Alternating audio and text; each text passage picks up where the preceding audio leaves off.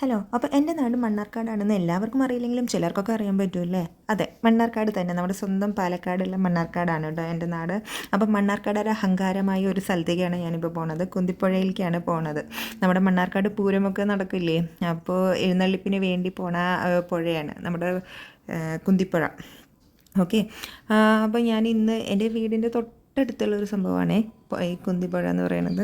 ഒരു വീട്ടിൽ നിന്ന് ഒരു 5 മിനിറ്റ്, നമ്മൾ വണ്ടിയിൽ പോവുകയാണെങ്കിൽ ഒരു 5 മിനിറ്റ്, ഓൾമോസ്റ്റ് 5 മിനിറ്റ് എന്ന് വേണമെങ്കിൽ പറയാം. 5 മിനിറ്റ് 10 മിനിറ്റ് ഇല്ല, ഒരു 5 to 7 മിനിറ്റിനുള്ളിൽ എത്തൂട്ടോ. അപ്പോൾ ഞങ്ങൾ എല്ലാ തവണ നാട്ടിലേക്കും വരുമ്പോഴതാ ഇവിടെ പോവാതെ ഞങ്ങൾ തിരിച്ചൊരു മടക്കമില്ല.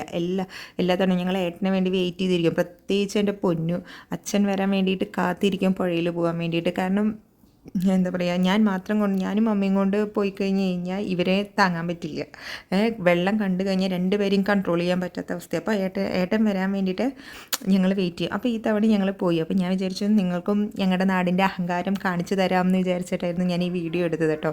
അയ്യോ, ഞാൻ പോയത് ഒരു 3 മണിക്കല്ല 3:30 ഞങ്ങൾ അവിടെ എത്തിയത്. ഉച്ച ടൈമിലും ഉച്ചയൊന്ന് ആറട്ടെ വിചാരിച്ചിട്ട് ഞാൻ വെയിറ്റ് ചെയ്ത് നിൽക്കുമായിരുന്നു. നല്ല വെള്ളം, ഒന്നും പറയേണ്ട ആവശ്യമില്ല. തണുത്തെന്ന് പറഞ്ഞു കഴിഞ്ഞാൽ നമ്മൾ ഫ്രിഡ്ജിൽ നിന്ന് വെള്ളം എടുത്തു കഴിഞ്ഞാൽ എങ്ങനെയുണ്ടാവും അതുപോലെ.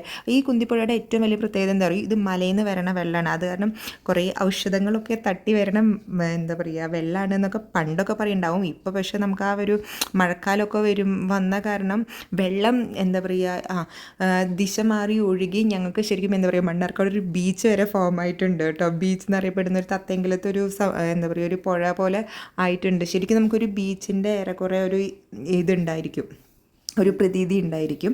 അപ്പോൾ ഞങ്ങളെല്ലാവരുടെയും കുളി കഴിഞ്ഞു കേട്ടോ. പിള്ളേരുടെ ഞങ്ങൾ ഒരു 1/4 മണിക്കൂർ നല്ല രീതിക്ക് കുളിച്ചു ഞങ്ങൾ വെള്ളത്തിൽ. നല്ലൊരു ഫ്രഷാണല്ലേ, പുഴയിൽ കുളിക്കാൻ ആർക്കല്ല ഇഷ്ടമല്ലാത്തത്. ശരിക്കും അടിപൊളിയായിട്ട് എന്താ പറയുക കുളിച്ച് സുന്ദരികളായിട്ട് ഞങ്ങൾ പോവുകയാണ്. അമ്മയൊന്നും ഇറങ്ങിയില്ല കേട്ടോ വെള്ളത്തിൽ, അമ്മയ്ക്കൊന്നും തണുപ്പ് പറ്റില്ല പറഞ്ഞിട്ട്. ഇനി നേരെ വീട്ടിൽ പോയി നല്ല ചൂട് കാപ്പിയും പഴംപൊരിയും ചൂട് ഉള്ളിവടയും കൂടിയും കഴിക്കുമ്പോൾ അല്ലേ വേറെ വൈബാണ് കേട്ടോ. അപ്പോൾ ടാറ്റാ.